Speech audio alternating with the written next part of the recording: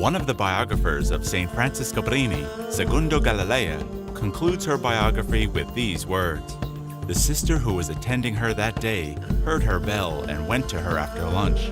She knocked on the door and entered, but Mother had embarked on her last voyage, and this time it was for paradise.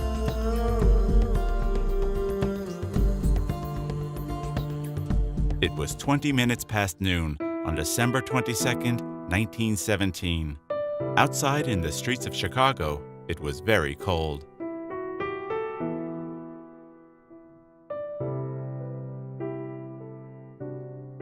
We want to remember the 100 years that separate us from the death of Mother Cabrini, the foundress of the Missionary Sisters of the Sacred Heart of Jesus and the Universal Mother of Immigrants. This is not a celebration of death, but a celebration of life. We celebrate a missionary life that we sisters of today have inherited from Mother Cabrini. I am sure that the Sacred Heart of Jesus, who made possible the work started by Mother Cabrini, and that she did with so much love and with so much sacrifice, should and will continue into today and into the future. As we celebrate our past with great gratitude, we hope to continue being bearers of the love of Jesus in the world in today's reality, and to leave a legacy of Christ's love for the world as we move towards the future of tomorrow. The memory of the many missionary moments of these past 100 years will be for us, the sisters and lay people who have and appreciate the charism of Mother Cabrini, a new energy and inspiration to run passionately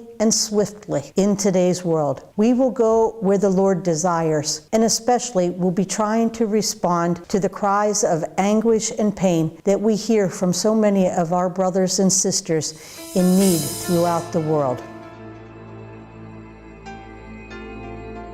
From 1917 up to the present, both happy and unhappy events have marked the history of the Cabrinian mission.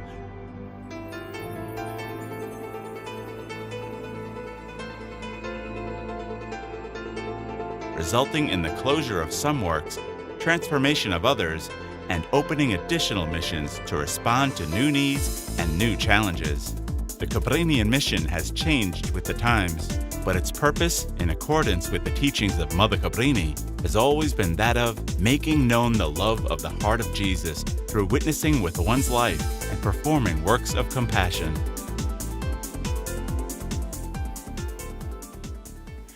There have certainly been some special moments that brought about some very important change, above all in these 100 years. The Second Vatican Council was one ecclesiastical event that affected some of the missionary ways of doing things. The whole Church made a leap forward to see the history of humanity through new eyes and to live it in the context of salvation history with special regard for the people of God, the protagonists of this history. One aspect that emerged was this preferential option for the poor, which pushed our mission efforts in their direction, just as it was in the times of Mother Cabrini, who dedicated herself to Italian immigrants, the greatest outcasts of the very societies in which they sought refuge. Our mission focused on new waves of immigration.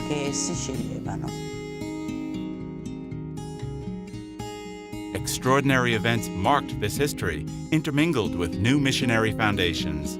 These are all signs of a working presence of a charism into which the Holy Spirit has breathed life.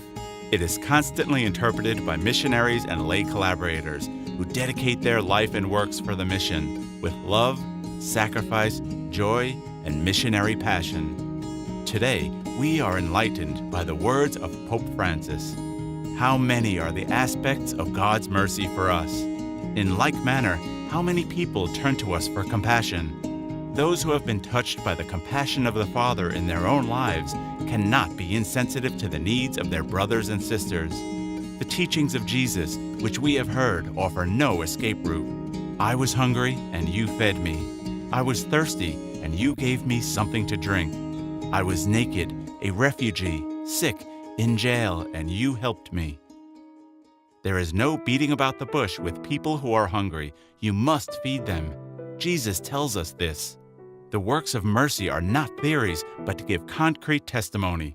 They oblige us to roll up our sleeves and alleviate suffering. Audience, June 30th, 2016. We can feel ourselves called personally to give meaning to life, to hope, and consolation in our time and in the times to come. We want to live this centenary as a time of joy and hope, but it is also a call for us for conversion and evangelization, which gives us light for discernment so that we may be humble and hope-filled, instruments contributing to life, as Jesus promised us, life in abundance.